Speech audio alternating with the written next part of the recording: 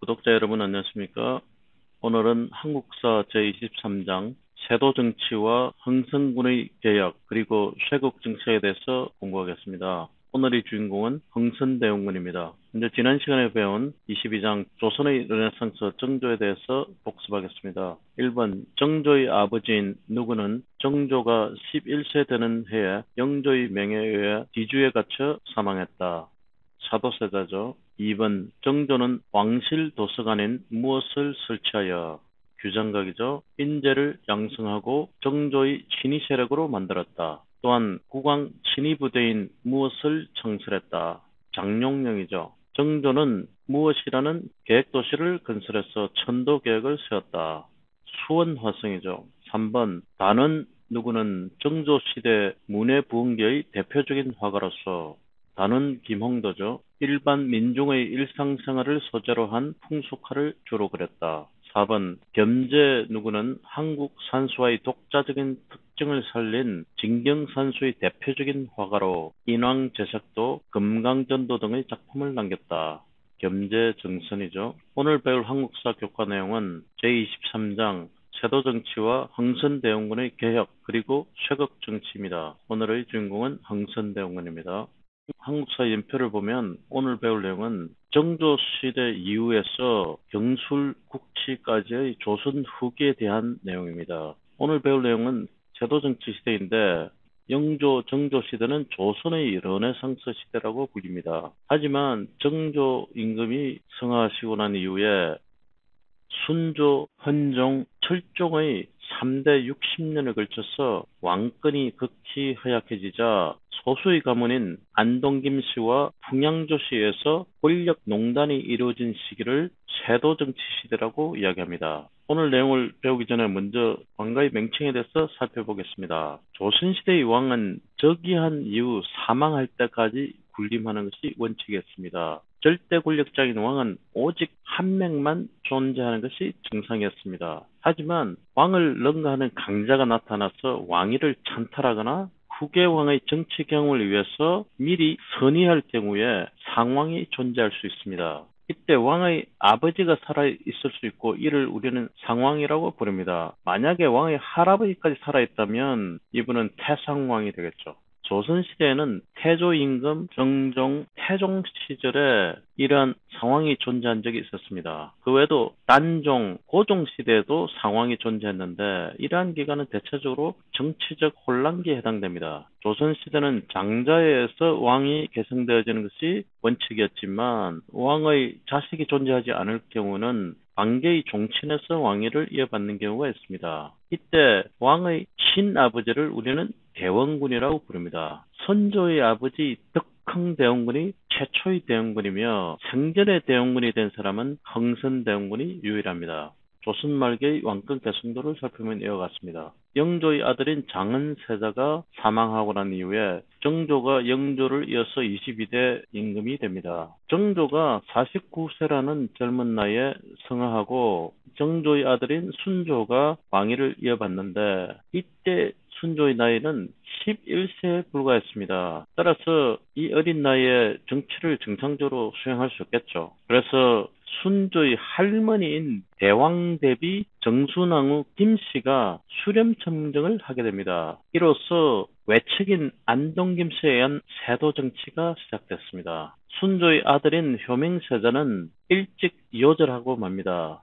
순조가 45세로 승하하자 순조의 손자인 헌종이 8세의 나이로 왕위를 물려받습니다. 역시 8세라는 어린 나이로는 왕의 역할을 감당할 수가 없겠죠. 따라서 그 할머니 격인 순원왕후 김씨가 섭정을 하게 됩니다. 이 순원왕후 김씨도 안동 김씨 집안입니다. 그 이후에 헌종조차도 23세라는 어린 나이에 후사 없이 돌아가시고 맙니다. 이제 헌종을 뒤이을 왕의 자손을 찾기가 힘들게 됐습니다. 그래서 궁여지책으로 사도세자의 혈통인 철종으로 하여금 왕위를 계승하게 됩니다. 그런데 이 철종은 강화도로 유배가 된 상태에 있었는데 유배간 철종을 왕으로 세운 것입니다. 그래서 이를 우리는 강화도령이라고 불렀습니다. 강화도령이라는 영화도 옛날에 나온 적이 있었죠. 이와 같이 순조, 헌종, 철종에 이어지는 3대째 왕권이 허약해지자 안동김 씨와 풍량조 씨가 권력을 장악한 시기를 우리는 세도정치 시대라고 이야기합니다. 불행히도 철종조차도 33세라는 어린 나이에 후사 없이 사망하게 됩니다. 조선 후기에 가서는 왕권 계승이 아주 비정상적으로 이루어질 수밖에 없었던 것이죠. 이때 우리 주인공인 흥선대원군이 등장합니다. 이 흥선대원군 이항응은 후대왕 결정권을 가진 왕실의 어른인 신정왕후 조씨와 결탁해서 12살밖에 안 되는 자신의 둘째 아들을 요절한 효명세자의 양자로 입양하는 조건으로 고종이 왕위에 오르게 됩니다. 이때 이항은 살아있는 대원군이 되고 12세에 불과한 고종을 대신해서 10년간 섭정을 실시합니다. 정조가 승하하고 나신 이후에 세도정치 시대가 찾아왔다고 말씀드렸는데 이 세도정치에 대해서 좀 더 알아보면 이와 같습니다.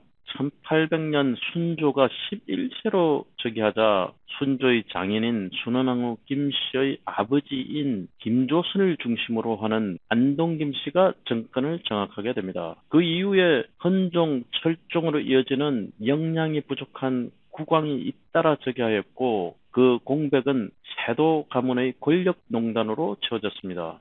순조, 헌종, 철종의 3대 60여 년 동안 안동 김씨와 풍량조 씨가 권력을 농단하게 됩니다. 이 세도 가문들은 왕이 어리기 때문에 전하 정치를 하시기에는 너무 어리시옵니다. 왕이 만만하니 나라 일은 내가 해야지라고 하면서 국정을 농단하게 됩니다. 이러한 세도 정치는 조선 후기의 사회 모순이 축적되어 생겨난 것이며 이는 근대 사회로 가기 전에 나타난 마지막 정치 형태였습니다. 이와 같은 세도 정치는 많은 폐단을 야기했습니다. 무엇보다도 정치 기강이 문란해졌으며 뇌물로 관직을 사서 과거 제도가 문란해졌습니다.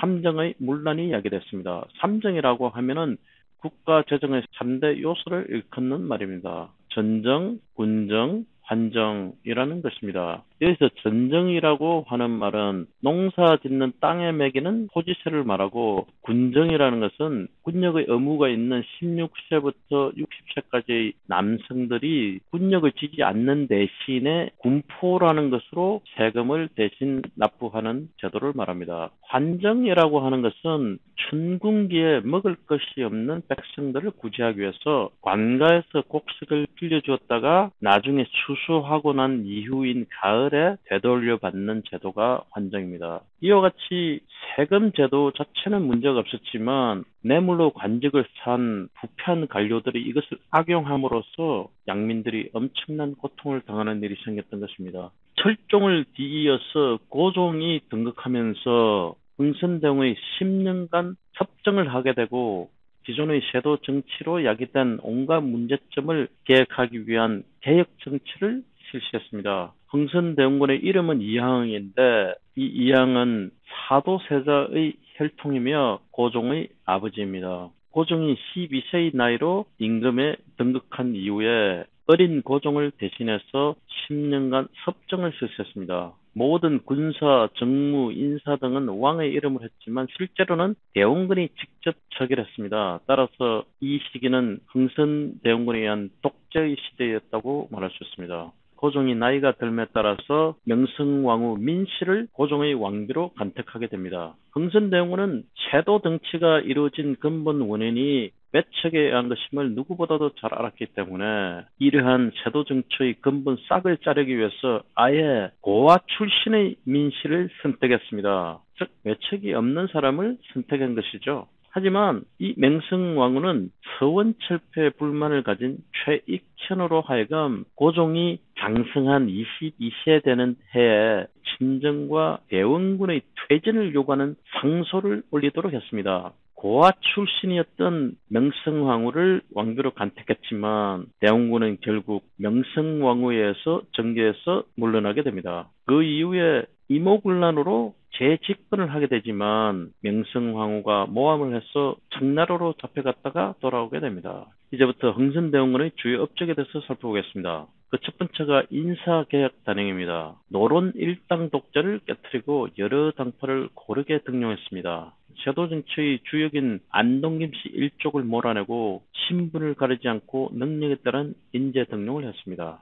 세도 정치의 가장 큰 폐단 중의 하나였던 삼정문란을 개선하기 위해서 조세제도 개혁을 하게 됩니다. 그동안 양민에게만 부여했던 군포를 양반에게도 부담케 하는 호포제를 실시합니다. 황국을 개혁해서 사창제를 실시하게 됩니다. 이와 같은 흥선대원의 개혁 정책에 의해서 양반들은 불만을 나타내게 됐지만 일반 양민들은 삼관오리 등살에서 벗어나게 되었다고 환호하고 흥선대원군을 지지했습니다. 그 외에도 서원 철폐가 있습니다. 서원이라는 것은 국가에서 지원해주는 교육기관인데 조선 후기에는 이러한 서원의 수가 크게 늘어나서 나라의 재정이 어렵게 되고 당장의 온상이 되는 문제점이 발생했습니다. 그래서 모범이 되는 40여 개만 남기고 무려 800여 개를 철폐합니다. 따라서 지방 유생들은 강력하게 반발했지만 흥선대원군은 공자가 다시 살아나서 나를 위협한다 해도 이 정책은 끝까지 밀고 나가겠으니 그리 알라라고 강행했습니다. 그 외에도 경복궁을 중건했습니다. 왕권의 강화를 위해 임진왜란 때 불탄 경복궁을 다시 중건했습니다. 이를 위한 재정을 확보하기 위해서 원납전이나 당백전을 발행해서 자금을 거두고 백성들을 노예에 동원했습니다. 이와 같이 흥선대원군이 10년 동안 개혁 정치를 하고 있는 동안 유럽에서는